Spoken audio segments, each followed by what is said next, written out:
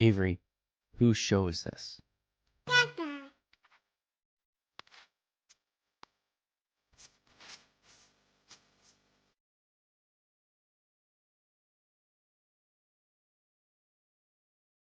Welcome everybody here to the Lakers Lounge podcast. Not live today, and we are not live for a very good, very exciting reason.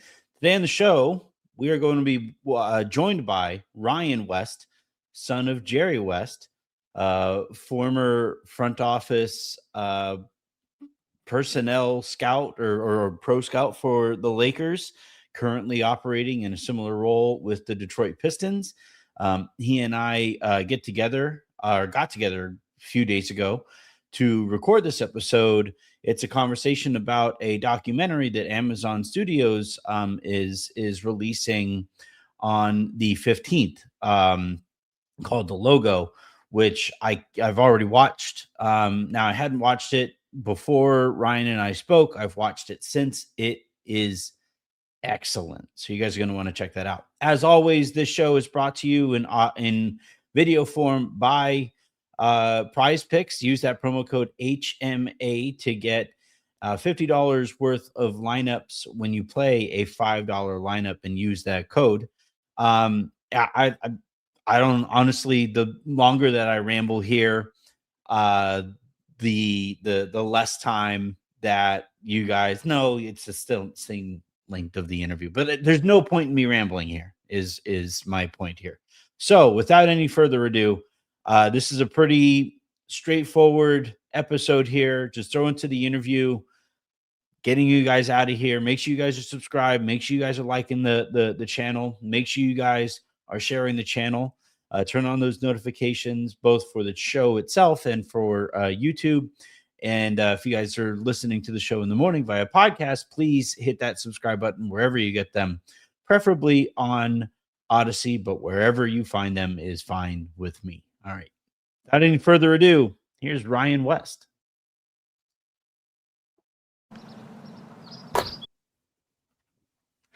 All right. Honored to be joined by Ryan West, son of Jerry West. We are talking today in anticipation of the Logo in a documentary running on Amazon about Jerry West, his legacy, his life, and everything that he kind of leaves behind.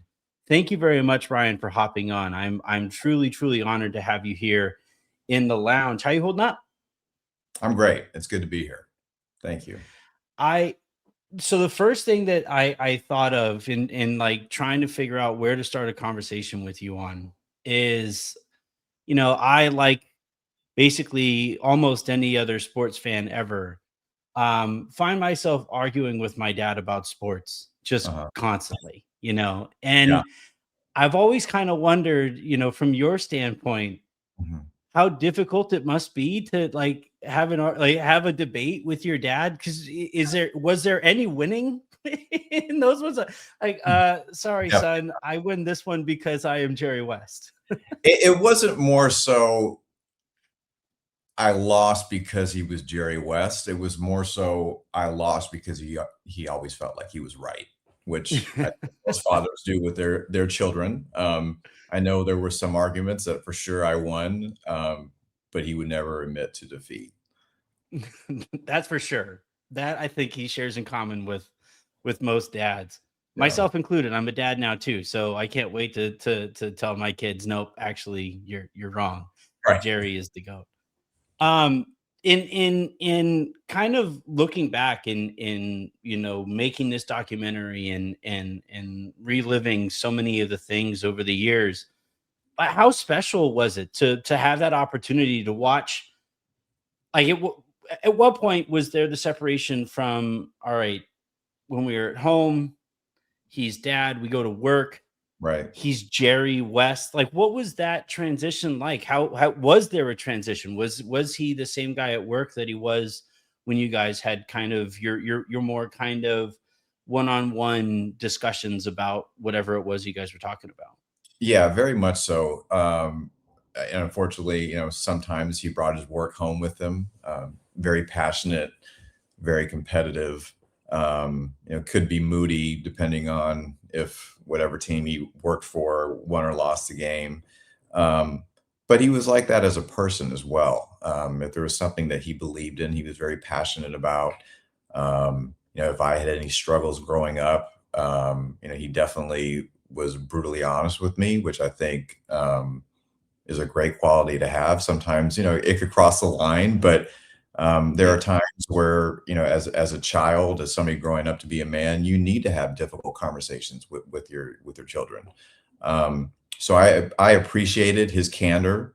I joke with people all the time. If people are very blunt with me about things, it almost feels like my dad is speaking to me. It's my love language because that's what I grew up on, is just the blunt, honest truth of anything in life. So I always tell Yeah. people, as long as you're completely honest with me, I will not get offended because you're just sharing how you feel. And that's how my father was.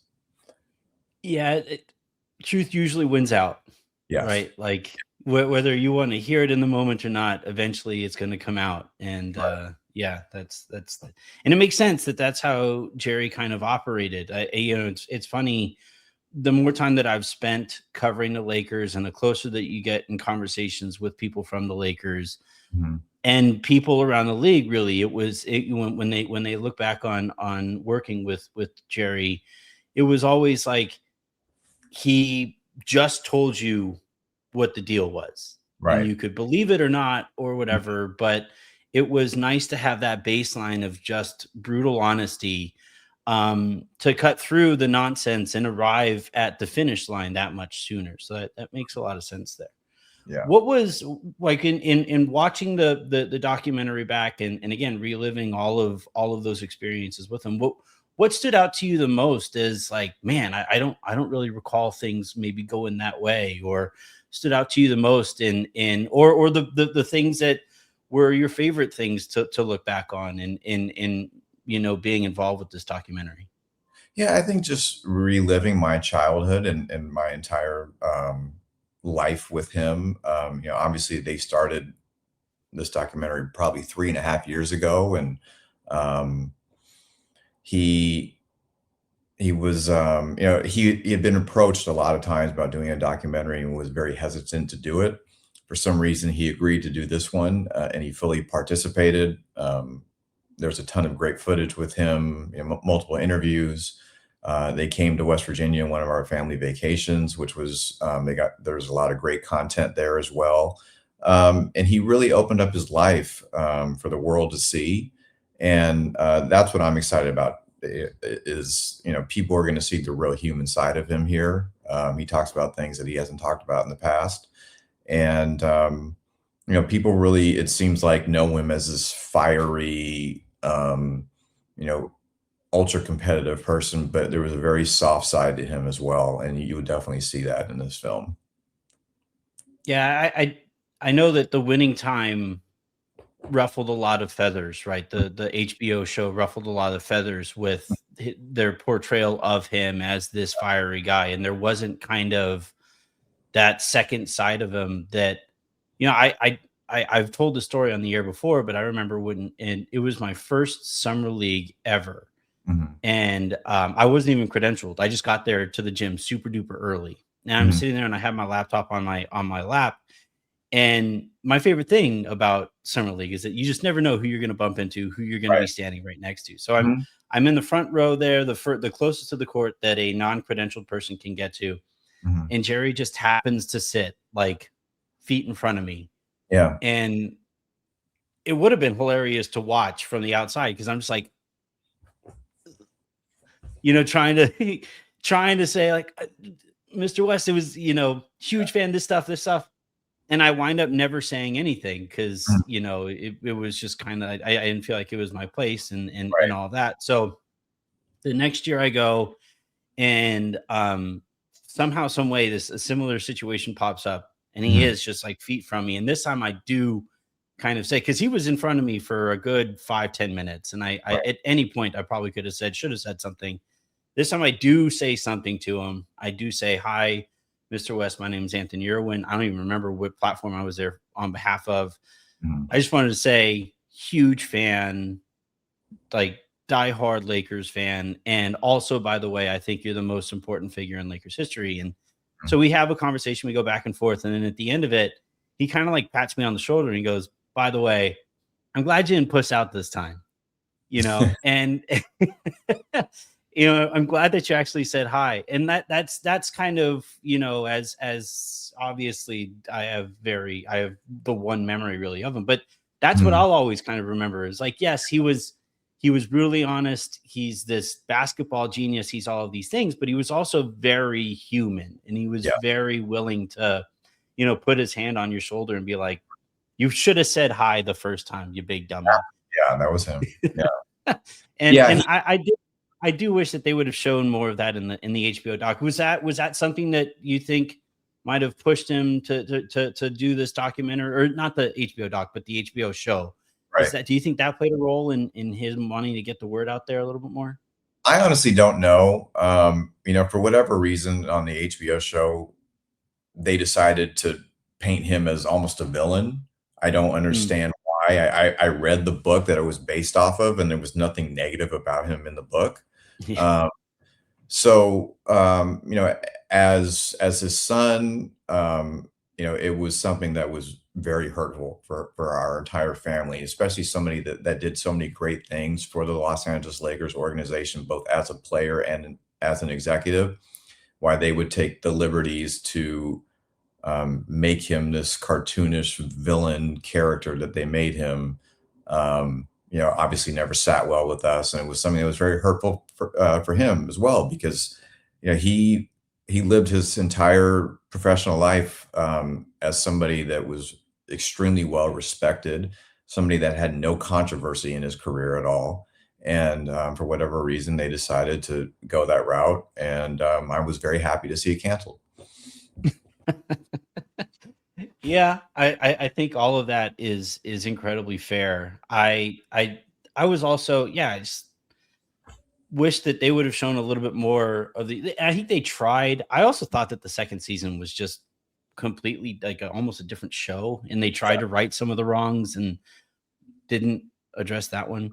Mm, I wanted to talk about the Lakers, and there's a quote that stands out to me from Jerry about you and your standing within the organization, and how he felt that in some ways you were kind of caught in the middle between, some drama that was going on there. mm. What was, in hearing him kind of talk about that, I'm sure you saw the quote, I'm sure you guys talked about it as well.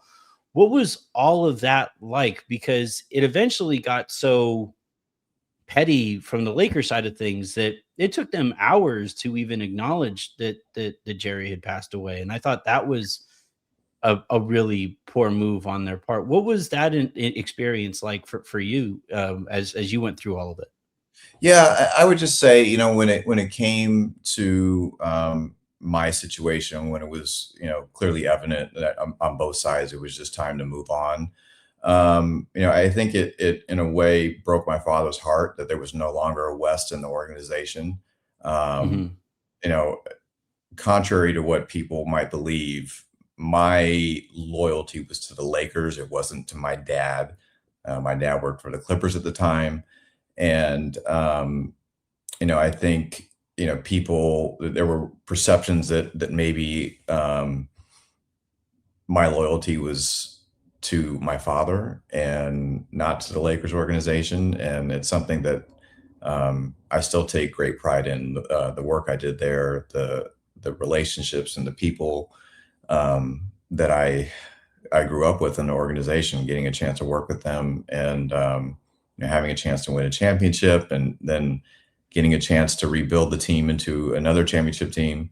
Um, I take great pride in the work that I did there, and the Lakers will always have a special place in my heart. It Jerry had spoken, or at least there were reports, and I think he had even spoken to it specifically, that he wanted to eventually go back and Mm. work there again. And is that something that is how true, to what extent is that truthful, that, or was it even ever a possibility, do you think? I don't think it was ever a possibility. I think once Jeannie took control, she hired Urban, she hired Rob, she hired the people that she thought could carry the Lakers forward. I don't think she wanted to go back and recycle a former executive. I think she wanted to put her stamp on the new Lakers organization with her at the helm, and I don't blame her for that. When it comes to my dad, I think a lot of it was just wishful thinking. Having a full circle moment, getting a chance to retire as a Laker would have been a dream come true for him. But there were no real conversations with him and the Lakers, so it was more of a pipe dream. But I think he would have loved to finish his career as a Laker for sure. I'd have loved it. It's kind of, it would, I'd have preferred it. In working with your dad, and because the thing that always kind of stands out to me with him is he was just he always seemed to understand the evolution of the sport, where things were kind of heading next. Hmm. And there's so many great examples of him, looking at Magic Johnson. Nope, that's the future of the sport. Looking at Hmm. Kobe, and Hmm. especially in comparison to Shaq. Nope, Right. Kobe is the future of the Lakers here. Mhm. Was there any like teaching to you as far as like how he arrived at that, or do you think that was just kind of more of an innate ability on his part? He just had this unbelievable instinct when it came to players, when it came to drafting players, when it came to trades, putting the right pieces of the puzzle together. Um, he just had an unbelievable basketball mind. And, I think a lot of players from his generation get caught up on these guys couldn't play in my era stuff. And Yeah. there's a lot of bitterness. And my dad was always a great ambassador for the NBA, and he always wanted to see it carried forward. So, he never, he never got into the argument of, oh, in my day, this, that. I think he believed that great players could play in any era. And I appreciate the fact that he was so positive about, trying to help grow the game rather than diminish it when a lot of players of his generation do. Yeah, I always there was no getting him out of the front office. I don't think he was too good at it. Some team eventually was always going to hire him, but I really wish that he would have had an opportunity to work in the presentation of the sport, whether it's as an analyst, color commentary, or working in the booth, on those shows. Because yeah, that understanding of, what famously, right, there's the story of the some people in the Warriors organization wanted to trade Clay for for Kevin Love, and he was like, "You do that, I am gone." Yeah. And that understanding of like, no, these guys, the combination of Steph and Clay, that's gonna, evolutionize how this organization is run, and then how future organizations are going to run. That's just it's incredible to think of him at the forefront of that. And I don't think you do that without having an open mind. What have you brought from all of that to now being a pro personnel scout here with the Pistons? They've completely turned things around this season, or you guys have completely turned things around this season. Cade just got back, right? So that's has to be really exciting. How kind of rewarding is it to have now success in a completely different organization? Is that something that you know you and he ever kind of spoke about? Like, what did you ever ask him, hey, where do you think we should go here with the Pistons? Well, I think for me, it gave me a great chance to have a fresh start somewhere and a clean slate. And I came in at a time where the Pistons were rebuilding. Um, we were fortunate enough to win the lottery one year where we selected Kate Cunningham with the first pick. And we've just been able year by year to add pieces to our team.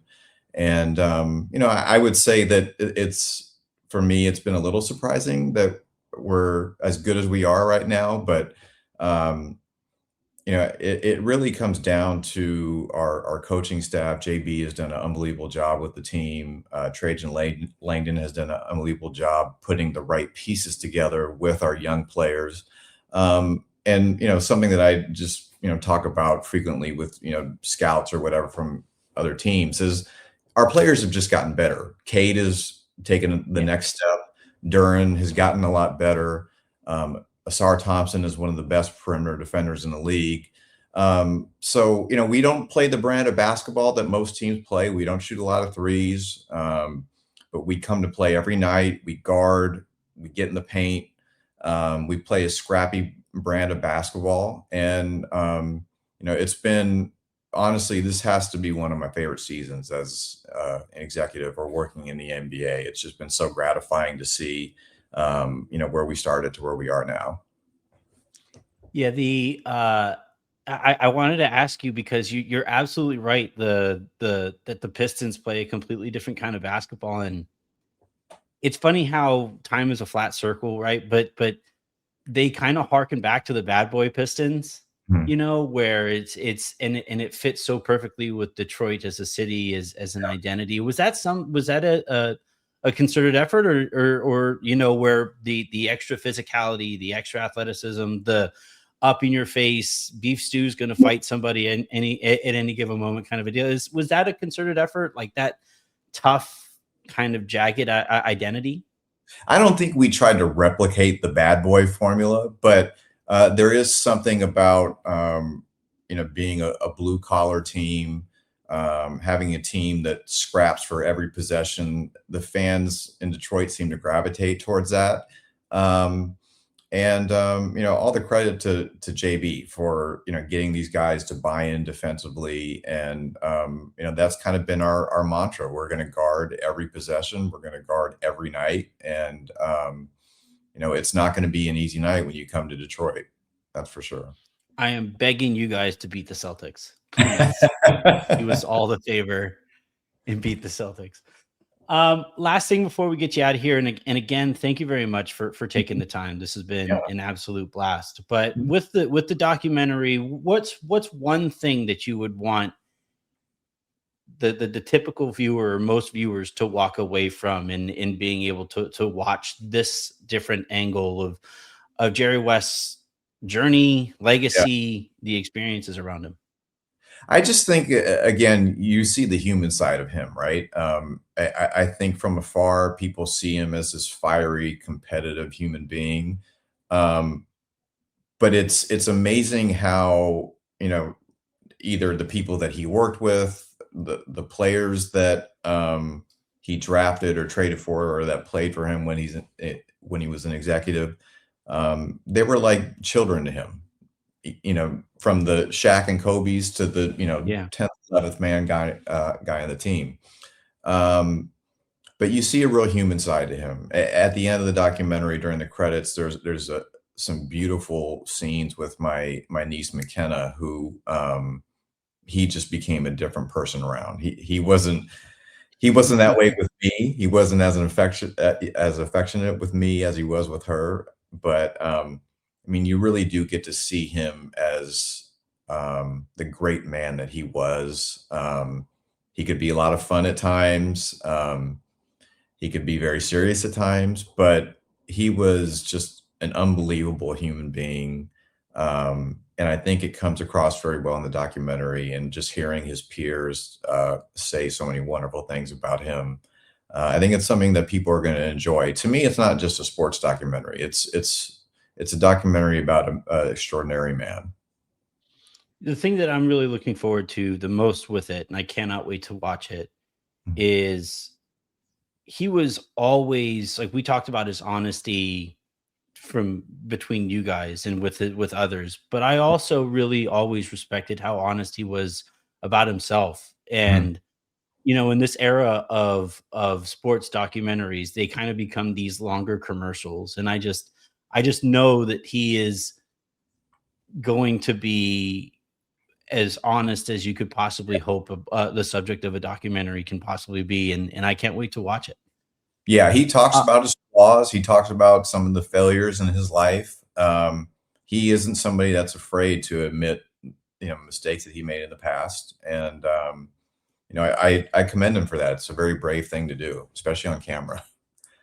Yeah, I've I honestly sometimes I would listen to him talk, and it's like, dude, you don't have to be so hard on yourself. Like he was just, and I'm sure that's the demons and all of that stuff is also brought up in this documentary as well. But But that's also um, what drove him. He was a what's it? perfectionist. That's yeah. I mean, when you're a perfectionist, you're always going to find a negative in something, or find a way to see how can I do this better. Um, and I also I think too, just all the losses in the NBA Finals. It's something that shaped his life forever, and something that haunted him forever. And but I think the beauty of it is he had a second act as an executive where Yeah. he erased a lot of those demons. Well, getting to win and then getting like having that be his ramp into that second chapter. Yeah, Absolutely. yeah. Um, the logo, Jerry Mhm. West, the logo airs on April 16th on Amazon Prime. I cannot wait to see it. Ryan, this has been an absolute blast. Of course. I wish you guys nothing but luck here in the postseason. The Pistons have been an incredible story as well. Congrats on those successes and the eventual success of this documentary. And I look forward to talking to you soon. Well, hopefully, we get a chance to meet the Lakers in the finals. That'd be fun. Well, we don't have to go that far.